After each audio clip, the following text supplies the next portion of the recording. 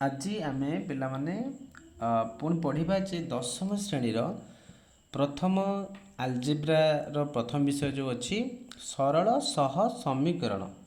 सरल सह समीकरण आम प्रथम क्लास 1 सारी एटा हूँ क्लास नंबर 2।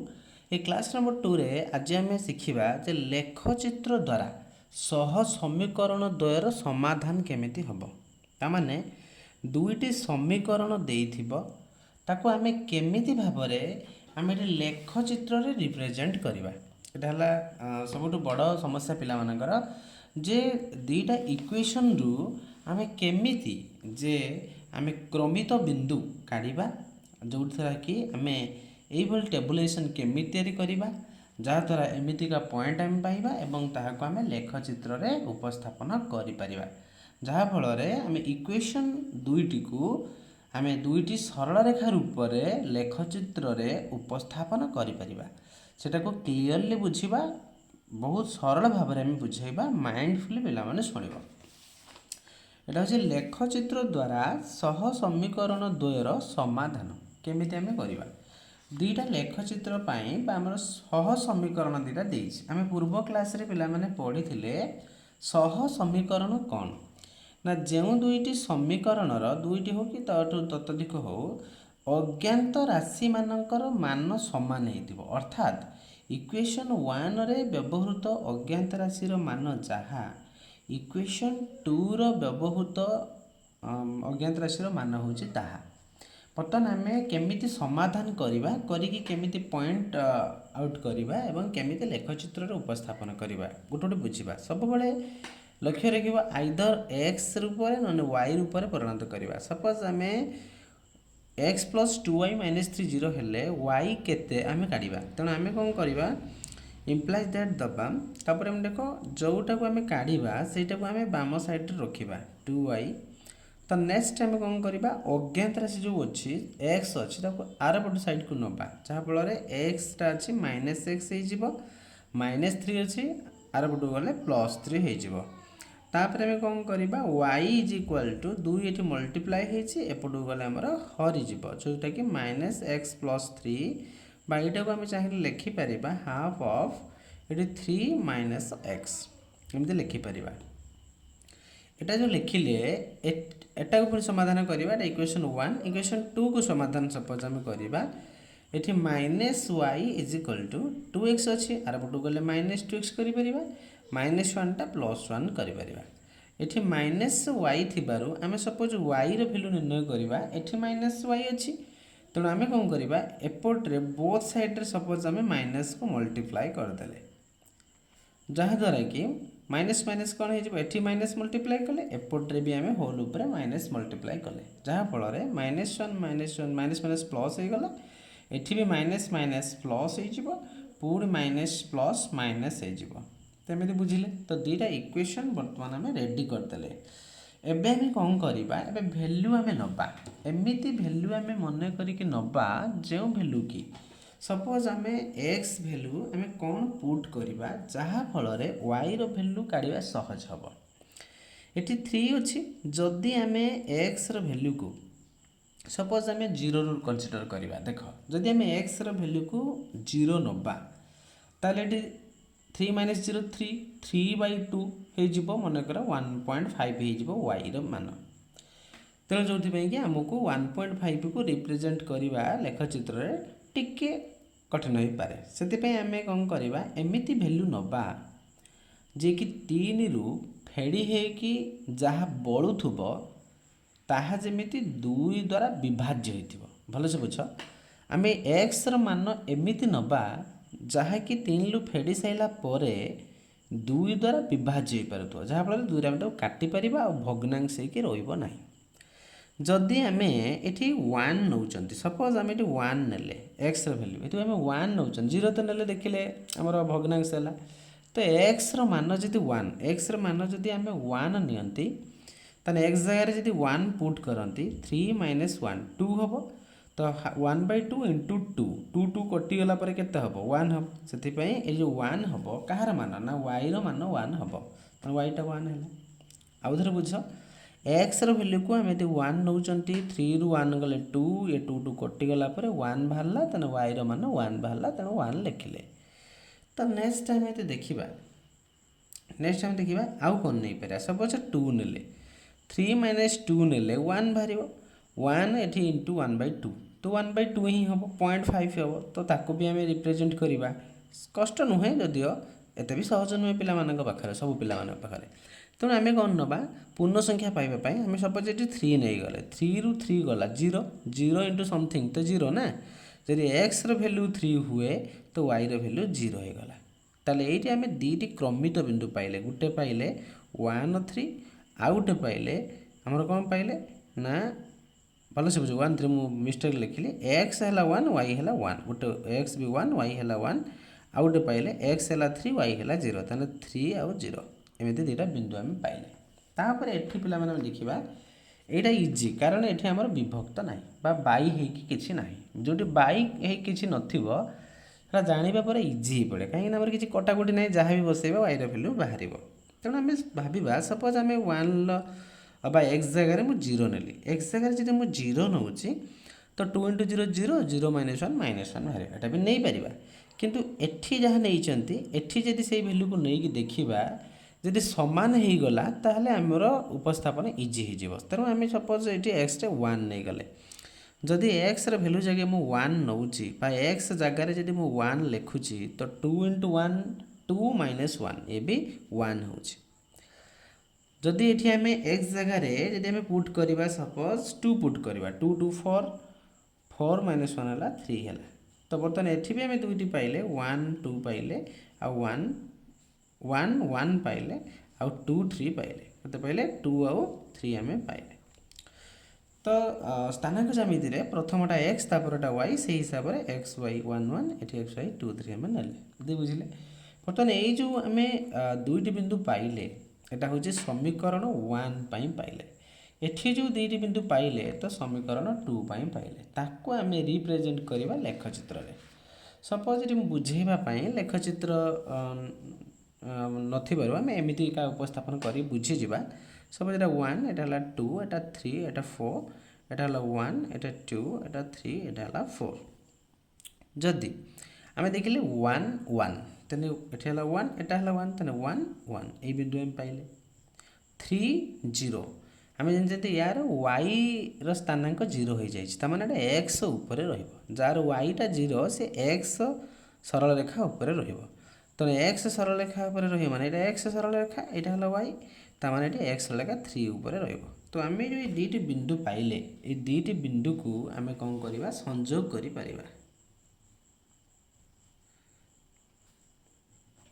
संयोग करी गोटे आम सरल रेखा पाइले ये आम क्लीयर हो गले केमिति आम इक्वेशन को समाधान करिले माने y इजिकल टू केते काढिले तापर x रो मान पुट करिकि y काढिले तापर दीटा बिंदु मिनिमम दीटा बिंदु पाइबा तार अधिक पाइले हबो तापर आम से बिंदु को रिप्रेजेंट करिकि लेखचित्र कले तापर आम देखिबा मने करा जाओ एथिरे पुनी कोन देखिबा एटा केमिति आम उपस्थापन करा ये भी तो 1 1 तेणु ये भी 1 1 एटी पाइले 2 3 x है 2 y है 3 तो x है 2 माने एटा है x 2 y है 3 ताने 2 एटा 3 ताने एमिति का जीवा एमिति एटी पाइबा तो ये जो दुईटा बिंदु आम पाइले ये दुईटा बिंदु को लेकिन मध्य आम कौन करें गोटे सरल रेखा अंकन करवा ये जो दुईटा सरल रेखा आम पाइले देख आम जो पढ़ी पूर्व क्लास रे जे कंडीशन 1 ले कौन थिला जो क्षेत्र में सरल रेखा तो परस्पर को गोटे बिंदु रे छेद करिथिबे सेही जगार सांग हेले आउ अलग जगार स्वतंत्रता लाभ करे तेणु ये गोटे बिंदु रे छेद करिथिबारु एमाने परस्पर छेदी माने एटा हला L1 इक्वेशन पाई ये हला L2 इक्वेशन पाई तो एठारे हमर L1 और L2 रे जो छेद बिंदु जोटा को हमें P नहीं थिले जहार स्थानांक अल्फा बीटा नहीं थिले तार स्थानांक वर्तमान ए बिंदु रो स्थानांक होची 1 1 हम पाइले तो वर्तमान ए 1 1 बिंदुटी हमर L सरल रेखा उपरे अछि एवं L2 सरल रेखा उपरे अछि तो सेथि पई हमें आमर समाधान हैला एक्चुअली आमर समाधान हैला आमर केते ना 1 आ 1 जो बिंदु रे छेद कले ताहार स्थानांक जहाँ बाहरिला सेटा होछि आमर समाधान परे तो हमें पढ़िबा सेकेंड अध्याय रे हमें पढ़िबा जे दुईटा इक्वेशन देले आमे कौन ये लेखचित्र काटिकी समाधान करूथुबा तो बहुत समय लगे ना। तो से आम क्यों प्रोसेस समाधान करवा तापाई मेथड अच्छी पढ़ा प्रतिकल्पन प्रणाली अपसारण प्रणाली बज्रगणन प्रणाली ताको आम पर पढ़ा। किंतु एठी गोटे कथा मन को प्रश्न उठे जे जदि इक्वेशन दुईटा देइथिबो इक्वेशन दुईटारू से माने संगत स्वतंत्र हेबे ना संगत निर्भरशील हेबे ना असंगत हेबे ना गोटे बिंदु छेद करेंगे ना से माने गोटे सरल रेखा ऊपर आउ गोटे सरल रेखा रही ना दुईटा जाक समांतर हो।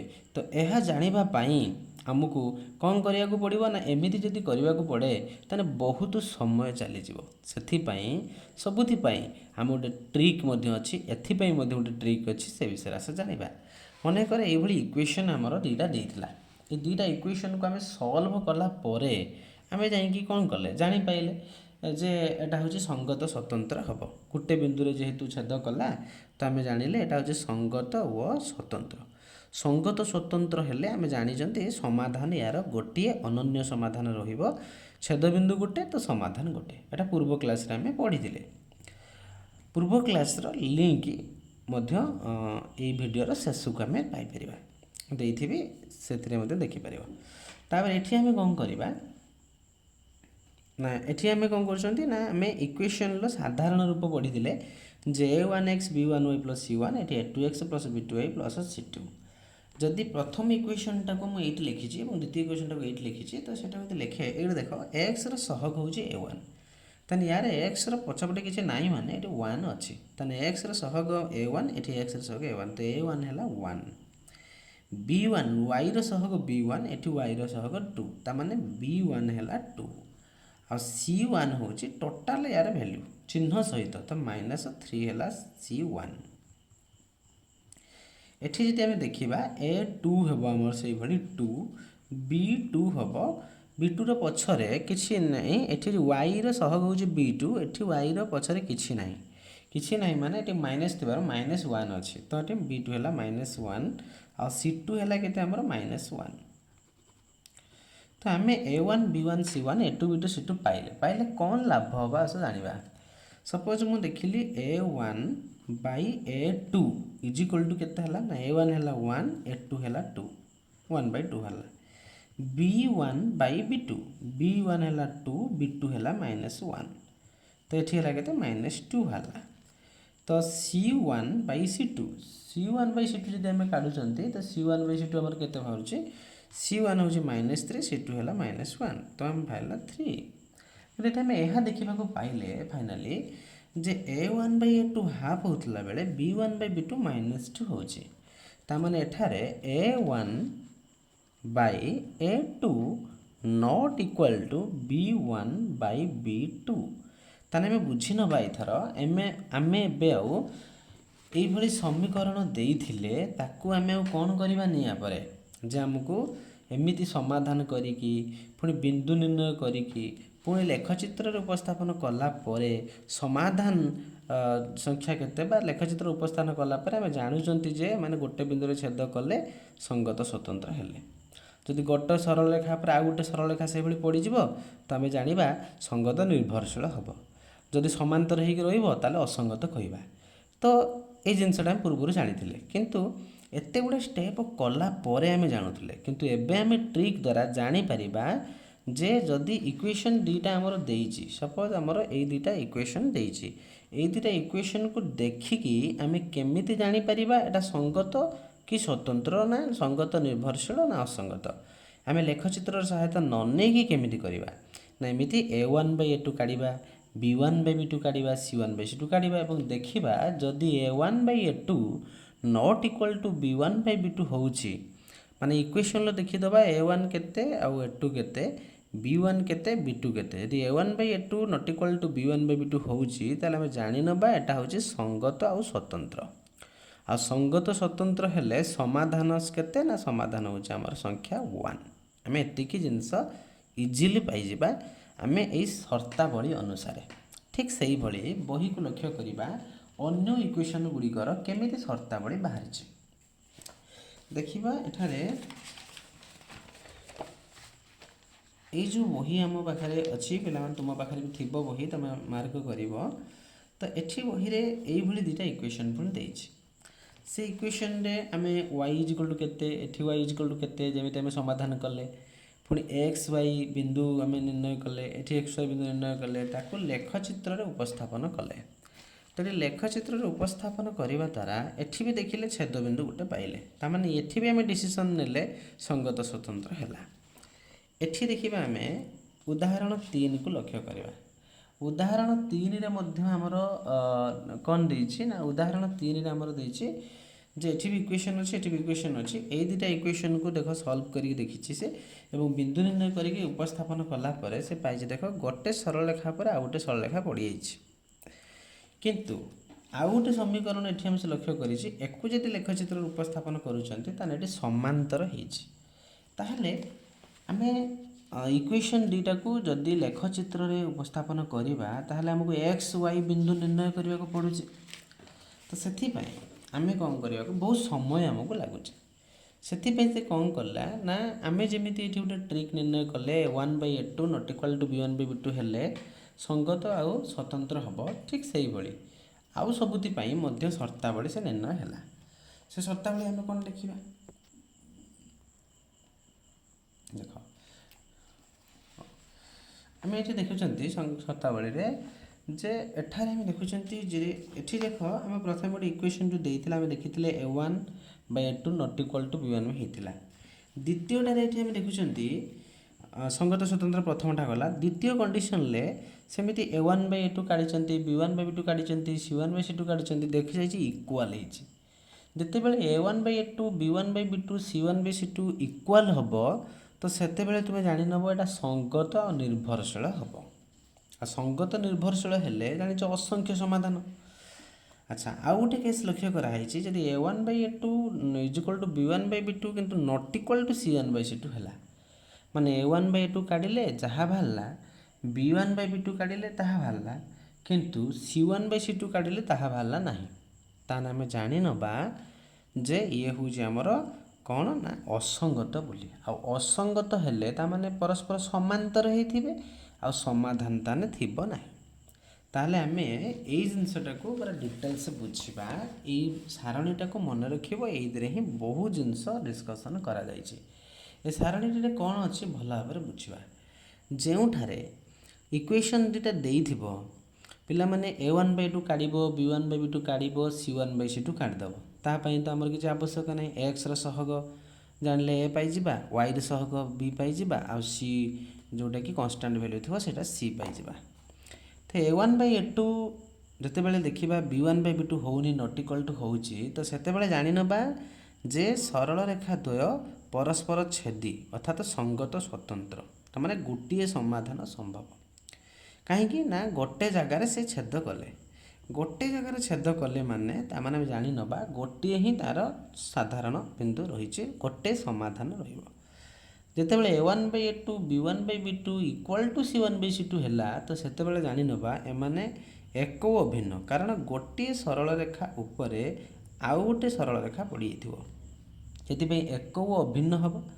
ଅସଂଖ୍ୟ ସାଧାରଣ ବିନ୍ଦୁ ଥିବା ଦୃଷ୍ଟିରୁ ସେଟା ହେଉଛି ଅସଂଖ୍ୟ ସମାଧାନ ହେବ ଏବଂ ସଙ୍ଗତ ଓ ନିର୍ଭରଶୀଳ ପରସ୍ପର ସାଙ୍ଗ ହୋଇକି ରହିବେ, ନିର୍ଭର କରି ରହିବେ, କେହି କାହାକୁ ଛାଡ଼ିକି ରହିପାରିବେ ନାହିଁ। ତାମାନେ ଗୋଟେ ସରଳ ରେଖା ଉପରେ ଆହୁରି ଗୋଟେ ସରଳ ରେଖା ପଡ଼ିଯିବ ଯଦି ଆମେ ଲେଖଚିତ୍ରରେ ତାକୁ ଉପସ୍ଥାପନ କରିବା। ତାହେଲେ ସେଠି ଆମେ ଜାଣିନେବା ଏଇଟା ସଙ୍ଗତ ନିର୍ଭରଶୀଳ। ଯଦି a1/a2 b1/b2 not equal to c1/c2 ହେଉଛି ଆମେ ଦେଖିବା, ତାହେଲେ ଆମେ ଏଇଠି କ୍ଲିୟର୍ ହେଇଯିବା ଯେ ଏମାନେ ଯେହେତୁ ଏଠି ଦେଖିଲା ବେଳକୁ ସମାନ ହେଉଥିଲା ବେଳେ ଏଠି ଦେଖିଲା ବେଳକୁ ନଟ୍ ଇକ୍ୱାଲ୍ ଟୁ ହେଉଛି। ତାହେଲେ ଏଇଠି ଦେଖ ଯେଉଁଠି ତ ନଟ୍ ଇକ୍ୱାଲ୍ ଟୁ ହେଲା a1/a2 b1/b2 ଆଉ c1/c2 କାଢ଼ିବା ଆବଶ୍ୟକ ନାହିଁ। କିନ୍ତୁ ଯେଉଁଠି a1/a2 b1/b2 ସମାନ ହେଇଗଲା, ତ ଏଠି ବି ଯେହେତୁ ସେଇଆ ଏଠି ବି ସେଇଆ ଅଛି, ତ ଆମକୁ c1/c2 କାଢ଼ିବାକୁ ପଡ଼ିବ, ନହେଲେ ଏଇଠି ରହିଯିବା। ଯଦି ଇକ୍ୱାଲ୍ ହେଇଗଲା a1/a2 ଇଜିକାଲ୍ ଟୁ b1/b2, ତାହେଲେ c1/c2 କାଢ଼ିବା। ଯଦି ଇକ୍ୱାଲ୍ ହେଉଥିବ ତାହେଲେ ସଙ୍ଗତ ନିର୍ଭରଶୀଳ, ଯଦି c1/c2ଟା ନଟ୍ ଇକ୍ୱାଲ୍ ଟୁ ହେଉଛି ତାହେଲେ ଏଇଟା ଅସଙ୍ଗତ ବୋଲି ଆମେ ଜାଣିବା। ତ ଏଇଟା କ୍ଲିଅରଲି ଦେଖିବା। ଏବଂ ଯଦି ଭିଡ଼ିଓଟି ପିଲାମାନେ ଯେଉଁ ଆମେ କେମିତି ଲେଖଚିତ୍ର ମାନେ ସମୀକରଣକୁ ଲେଖଚିତ୍ରର ବିନ୍ଦୁ ମାଧ୍ୟମରେ କେମିତି ଆମେ ଉପସ୍ଥାପନ କଲେ ସ୍ଥାନାଙ୍କ ମାଧ୍ୟମରେ ଲେଖଚିତ୍ରର ରୂପରେଖ ଦେଲେ ସରଳ ରେଖାଙ୍କନ କଲେ ଯଦି ପିଲାମାନେ ଜାଣି ନ ପାରୁଛ ତ ଭିଡ଼ିଓକୁ ଆଉ ଥରେ ଦେଖିବ ଭଲ ଭାବରେ ଶୁଣିବ ଆରାମସେ ତୁମେ ଜାଣି ପାରିବ। ତ ବର୍ତ୍ତମାନ ହେଉଛି ଆମର କଥା ଯେ ଇକ୍ୱେସନ୍ ମନେକର ଏଠି ସବୁ ଦେଇଛି ବା ତାର ଏକ୍ଜାମ୍ପଲ୍ କିଛି ଦେଇଛି ଆମେ ବୁଝିବା ନେକ୍ସଟ କ୍ଲାସ୍ରେ ପ୍ରଶ୍ନ ଉତ୍ତରକୁ ଯିବା। ଏଇଠି ଗୋଟେ କଥା ଦେଖ ପିଲାମାନେ ୟା ଦେହରେ ଦେଖ a1x b1y ଅଛି କିନ୍ତୁ c1 ୟାର ନାହିଁ ତେଣୁ c1ଟା 0 ଏଠି a2 b2 ଅଛି ଏଠି c ନାହିଁ ତାମାନେ c2 ହେଲା ୟାର 0 ଆଉ ଯାହାର c1 c2 0 ଯାହାର c1 c2 0 ହେଇଥାଏ ନା ତାଙ୍କର ସମାଧାନଟା 0 0 ହେଇଥାଏ। ଯିଏ c1 c2 ଯାହାର ନଥାଏ ତାହେଲେ ଜାଣିନେବ ତାର ସମାଧାନ 0 0। ଆଉ ଏଠି ଆମେ ଦେଖିବା ଯଦି এইটা নট ইকুয়াল টু ହେଲା ତାହେଲେ ଆମେ ନଟ୍ ଇକ୍ୱାଲ୍ ଟୁ ହେଲା ଓ ଅସଂଖ୍ୟ ସମାଧାନ ସମ୍ଭବ ଲେଖୁଛି ତାମାନେ ଯଦି ଏଇ କଣ୍ଡିସନରେ ଥାଏ ସରଳ ରେଖାଟି ଏବଂ ନଟ୍ ଇକ୍ୱାଲ୍ ଟୁ ହୁଏ ତାହେଲେ କ'ଣ ହେବ ମାନେ ସେ କହୁଛି ଏଇଟା ହେବ 0 0 ବାହାରିବ ଯଦି ଏଇଟା ନଟ୍ ଇକ୍ୱାଲ୍ ଟୁ ହୁଏ ତାମାନେ ଯଦି ତାର c1 c2 ନାହିଁ ଏବଂ a1 by a2 not equal to b1 by b2 ହେଉଛି ତାହେଲେ ତାର ସମାଧାନ 0 0 କିନ୍ତୁ ଯଦି এইଥିରେ ବା ଏଇ ଇକ୍ୱେସନ୍ ଦେଇଥିବ ଯାହାର c1 c2 ଥିବନି କିନ୍ତୁ a1 by a2 ଯାହା b1 by b2 ତାହା ହେଇଗଲା ତାହେଲେ ତାର ଅସଂଖ୍ୟ ସମାଧାନ ରହିବ। ଏଇଟା ଭଲ ଭାବରେ ବୁଝୁଥିବ ଯେ c1 c2 କେବଳ 0 ହେଇଗଲେ ଯେ ସମାଧାନ 0 0 ହେବ ତାହା ନୁହେଁ ବେଳେବେଳେ ବି ଅସଂଖ୍ୟ ସମାଧାନ ହୁଏ। କେମିତି ନା ଯେଉଁଠି ଆମର a1 by a2 not equal to b1 by b2 ଥିବ ଏବଂ c1 c2 ନଥିବ 0 ଥିବ ତାହେଲେ ସମାଧାନ 0 0 ଯଦି c1 c2 0 0 ଥିବ ଏବଂ এই কন্ডিশনটি বা ইকুয়াল হয়ে যাউথিব a1 by 2 equal to b1 by 2 তাহলে অসংখ্য সমাধান সম্ভব। এটি শর্ট কোশ্চেন পরীক্ষার পড়ে তাকে भी লক্ষ্য করিব। তারপরে নেক্সট হচ্ছে উদাহরণ 4 রে আমি গোটে এক্সাম্পল বুঝিবা গোটে এক্সাম্পল আউ সব জিনিস বুঝি পারিব। কে র কেউ মূল্য গুড়িক পাই ইকুয়েশন দুইটির সহ সমীকরণ দুইটির ଅନନ୍ୟ ସମାଧାନ ରହିବ। ଅନନ୍ୟ ସମାଧାନ ଯେଉଁଟା ତାମାନେ ଜାଣିନେଲାଣି ଅନନ୍ୟ ସମାଧାନ ମାନେ ତାମାନେ ଏଇଟା ପ୍ରଥମ କଣ୍ଡିସନ୍ ଯେଉଁଥିରେ କି ଆମେ ଦେଖିଥିଲେ ଅନନ୍ୟ ସମାଧାନ ତାମାନେ ଗୋଟିଏ ମାତ୍ର ସମାଧାନ ତାମାନେ ଏଇଟା ପରସ୍ପର ଛେଦି ତାମାନେ ଏଇଟା ସଙ୍ଗତ ସ୍ୱତନ୍ତ୍ର ତାମାନେ ଏଇଟା ଏଇ କଣ୍ଡିସନ୍ ମାନିବ। ଯେଉଁଠି ତୁମକୁ ଦେବ ଅନନ୍ୟ ସମାଧାନ ସମ୍ଭବ ତୁମେ ଅସଂଖ୍ୟ ଭାବି ଦେବନି ଗୋଟିଏ ସମାଧାନ ସମ୍ଭବ ଭାବିବ। ଆଉ ଗୋଟିଏ ସମାଧାନ ସମ୍ଭବ ମାନେ ସେଟା ହେଉଛି କ'ଣ ହେଇଥିବ ନା ଗୋଟିଏ ସମାଧାନ ସମ୍ଭବ ମାନେ ତାମାନେ ଏଇଟା a1 by a2 not equal to b1 by 2 ହେଇଥିବ ସେଇ ସୂତ୍ର ପକେଇବା। ଯେଉଁଠି ଅସଂଖ୍ୟ ସମାଧାନ ସମ୍ଭବ କହିବ ଅସଂଖ୍ୟ ସମାଧାନ ମାନେ ତାମାନେ ସେକେଣ୍ଡ କଣ୍ଡିସନ୍ ତାମାନେ a1 by a2 ଆଉ is equal to b1 by b2 is equal to c1 by c2 ହେଲେ ସିନା ଅସଂଖ୍ୟ ସମାଧାନ ହେବ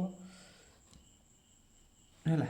ତାପରେ ଯେଉଁଠାରେ ଦେଇଥିବ ନା ଟୋଟାଲ ସମାଧାନ ନାହିଁ ତାହେଲେ ସମାଧାନ ନାହିଁ ମାନେ ତାମାନେ ଏଇ ଥାର୍ଡ଼ କଣ୍ଡିସନଟି ହେବ। ବର୍ତ୍ତମାନ ଆମେ ଗୋଟିଏ ଇକ୍ୱେସନକୁ ସଲ୍ଭ କରିବା ଦେଇଛି କେ ର କେଉଁ ମୂଲ୍ୟ ପାଇଁ এই ইকুয়েশন দুটি সমীকরণ দুইটি ଅନନ୍ୟ ସମାଧାନ ସମ୍ଭବ। ଯଦି ଆମେ ତାକୁ ସମାଧାନ ସଲ୍ଭ କରୁଛନ୍ତି ବା ସଲ୍ଭ କରିବା ତାହେଲେ ଦେଖ ଏଇ ଯେଉଁ କୋଶ୍ଚିନ୍ଟି ଅଛି ସେ କୋଶ୍ଚିନ୍ରେ ଆମର କ'ଣ ଦେଇଛି ସେ କୋଶ୍ଚିନ୍ରେ ନା କୋଶ୍ଚିନ୍ ଦେଇଛି ଇକ୍ୱେସନ୍ଟି ଲେଖୁଛି ମୁଁ 4x plus ky plus 8 is equal to 0 2x plus 2y plus 2 is equal to 0। ତ ଏଥିରେ ଆମେ ଜାଣିଲେ a1 ହେଲା 4 b1 ହେଲା k c1 ହେଲା ଆମର 8 a2 ଯଦି ଦେଖିବା a2 ହେଲା 2 b2 ହେଲା ଆମର କେତେ ନା 2 c2 ବି ଆମର ହେଲା 2 ଦେଖିଲେ। ତ ଯଦି ଆମେ ସଲ୍ଭ କରୁଛନ୍ତି ଏଟାକୁ ଇକ୍ୱେସନଟାକୁ ଆମର ସେ କହିଥିଲା କୋଶ୍ଚିନ୍ରେ କ'ଣ କହିଛି ନା ଅନନ୍ୟ ସମାଧାନ ମାନେ ଆମେ ଜାଣିନେବା ଯେ ଲେଖିବା ଏଇ ଇକ୍ୱେସନ୍ ଦୁଇଟିର ଅନନ୍ୟ ସମାଧାନ ସମ୍ଭବ ଯଦି a1 by a2 not equal to b1 by b2 ହୁଏ। ତେଣୁ ଲେଖିଦେବ ଆବଶ୍ୟକୀୟ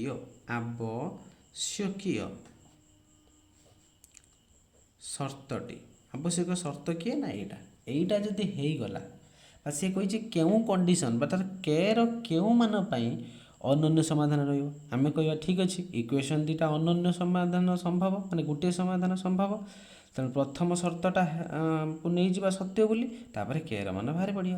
ତେଣୁ ଆମେ କ'ଣ କରିବା a1 by a2 ନେଇଛି a1 4 a2 କୁ ଆମେ ବସେଇବା ପୁଟ୍ କରିବା a2 କେତେ ନା 2 b1 କେତେ ନା k, b2 କେତେ ନା 2। ସମାଧାନ କଲେ କଟିଯିବ 2 ବାହାରିବ। ତ 2 ଠୁ ହେଲା 4 ନଟ୍ ଇକ୍ୱାଲ୍ ଟୁ k। ତାହେଲେ kଟା ଆମର ନଟ୍ ଇକ୍ୱାଲ୍ ଟୁ 4। ତାହେଲେ kଟା 4 ହେବ ନାହିଁ। ମାନେ 4 ବ୍ୟତୀତ ଅନ୍ୟ ସମସ୍ତ ମାନ ପାଇଁ କ'ଣ ହେଇଥିବ ନା ଇକ୍ୱେସନ୍ ଦ୍ୱୟ କ'ଣ ହେବେ ନା ସଙ୍ଗତ ଓ ସ୍ୱତନ୍ତ୍ର ହେବେ, ଯାହାଫଳରେ ସେମାନଙ୍କର ଅନନ୍ୟ ସମାଧାନ ରହିବ। ଦେଖ ସଲ୍ଭ କେମିତି ବହିରେ ହେଇଛି, k ନଟ୍ ଇକ୍ୱାଲ୍ ଟୁ 4 ଲେଖିଛି ଏବଂ କ'ଣ ଲେଖା ହେଇଛି k ଇକ୍ୱାଲ୍ ଟୁ 4 ଭିନ୍ନ, ମାନେ 4 ଭିନ୍ନ ଅନ୍ୟ ସମସ୍ତ ମାନ ପାଇଁ ଦତ୍ତ ସହ ସମୀକରଣ ଅନନ୍ୟ ସମାଧାନ ସମ୍ଭବ। ଠିକ୍ ସେଇଭଳି ଭାବରେ ଆମର ଯେଉଁ କଣ୍ଡିସନ୍ ଦେଇଥିବ, ଯେଉଁଥିରେ ଦେଇଥିବ ଅସଂଖ୍ୟ ସମାଧାନ, ତାହେଲେ ଆମେ ସେକେଣ୍ଡ ସର୍ତ୍ତଟା ପକାଇବା। ଯେଉଁଠି କହିଥିବ ଟୋଟାଲ୍ ସମାଧାନ ନାହିଁ ତ ଥାର୍ଡ଼ ସର୍ତ୍ତଟି ପକାଇବା। ଏଇଭଳି ଭାବରେ ଅଛି। ତାପରେ ନେକ୍ସଟ ଆମର ସେମିତି ଆରପଟୁ ଏଇଟା ଅଛି। ଏବେ ଆମେ ଅନୁଶୀଳନୀ 1A ଆମେ ନେକ୍ସଟ କ୍ଲାସ୍ରେ ଇମ୍ପୋର୍ଟାଣ୍ଟ ଗୁଡ଼ିକ ଆମେ କରିଦେବା, ଯାହାଫଳରେ କି ଯେଉଁଟା ସମାନ ଥିବ ଆଉ କରିବାନି, ଯେଉଁଟା ଡିଫରେଣ୍ଟ ଟାଇପ୍ର ଥିବ ତାକୁ ଆମେ ସମାଧାନ କରିବା ଏବଂ ଭିଡ଼ିଓକୁ ଆଣିବା। ତେଣୁ ଭିଡ଼ିଓ ଯଦି ଭଲ ଲାଗିଥାଏ ତେଣୁ ଚ୍ୟାନେଲକୁ ସବସ୍କ୍ରାଇବ୍ କରିବ ଏବଂ ବେଲ୍ ଆଇକନ୍କୁ ପ୍ରେସ୍ କରିବ, ଯାହାଫଳରେ ଭିଡ଼ିଓ ଅପଲୋଡ଼ ହେଲା ମାତ୍ରେ ତୁମେମାନେ ପାଇପାରିବ। କେବଳ ମ୍ୟାଥ୍ ନୁହେଁ, ସାଇନ୍ସ ଆଉ ଇଂଲିଶର ମଧ୍ୟ ଭିଡ଼ିଓ ଏହି ଚ୍ୟାନେଲରେ ଛଡ଼ାଯିବ। ତେଣୁ ସବସ୍କ୍ରାଇବ୍ କରିବାକୁ ଜମାରୁ ଭୁଲିବେନି। ଧନ୍ୟବାଦ। ସମସ୍ତଙ୍କର ଦିନ ଶୁଭମୟ ହେଉ।